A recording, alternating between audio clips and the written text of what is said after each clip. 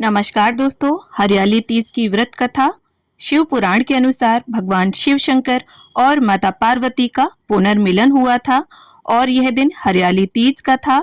एक बार भोलेनाथ ने माता पार्वती को उनके पुनर्जन्म की बात याद दिलाने के लिए तीज की कथा सुनाई थी।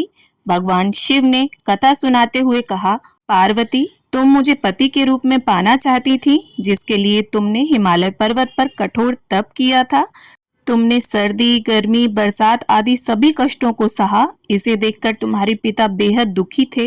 एक बार भगवान विष्णु के कहने पर देवर्षि नारद तुम्हारे घर गए और उन्होंने तुम्हारे पिता से कहा कि विष्णु भगवान आपकी पुत्री से विवाह करना चाहते हैं।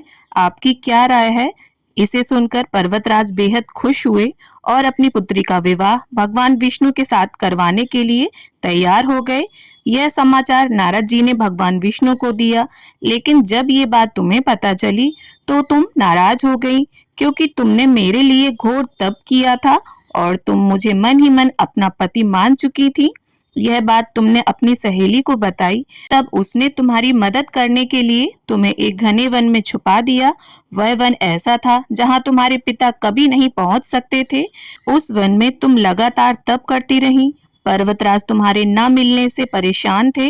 वे इस चिंता में थे कि भगवान विष्णु बारात लेकर आ गए और तुम नहीं मिली तो वह नाराज हो जाएंगे। भोलेनाथ माता पार्वती से कहते हैं कि धरती पाताल एक करके भी तुम्हारे पिता तुम्हें नहीं ढूंढ पाए, क्योंकि तुम उस वन में एक गुफा के अंदर मेरी आराधना कर रही थी। तुमने रेत का एक शिवलिंग बनाया था। तुम्हारे तप से प्रसन्न होकर मैंने तुम्हारी मनोकामना पूरी करने का विचार किया। इस बीच तुम्हारे पिता तुम्हें खोजते हुए गुफा में पहुंच गए। तुम्हें वहां देखकर पर्वतराज बेहद खुश हुए।